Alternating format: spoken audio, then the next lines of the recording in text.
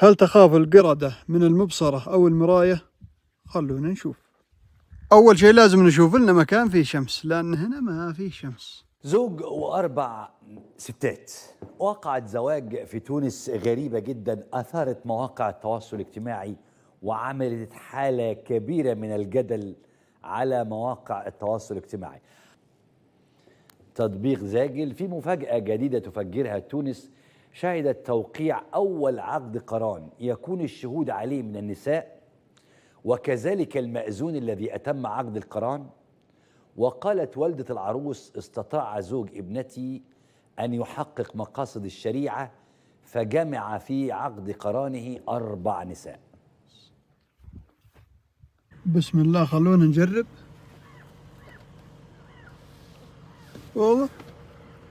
والله هربت كلها. بيدور علي. شوفوا كيف هربت، إنها تطير من الضوء.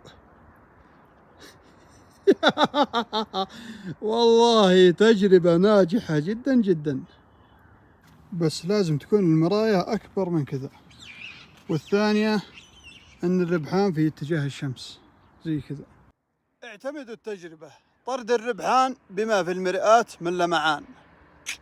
امرأة قالت لزوجها في زمان الإمام مالك رحمه الله: يا سفيه. فقال لها زوجها: إن كنت سفيها فأنت طالق. فاحتاجوا أن يعرفوا هذا سفيه أم ليس بسفيه ليعرفوا هل الطلاق وقع أم لم يقع. فذهبوا إلى مالك يسألونه. قال مالك: إن كان عالما أو يجالس العلماء فليس بسفيه، وإلا فهو سفيه والطلاق يلزمه.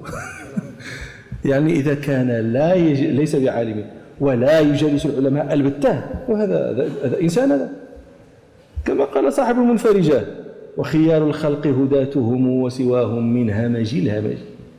المجتمع عنده قسمان: الهداة ومن يدور في فلكهم، والهمج. وهذا مأخوذ من قول علي رضي الله عنه لكمين: عالم الناس 3: عالم رباني ومتعلم على طريق النجاة وهمج رعاع أتباع كل ناعق.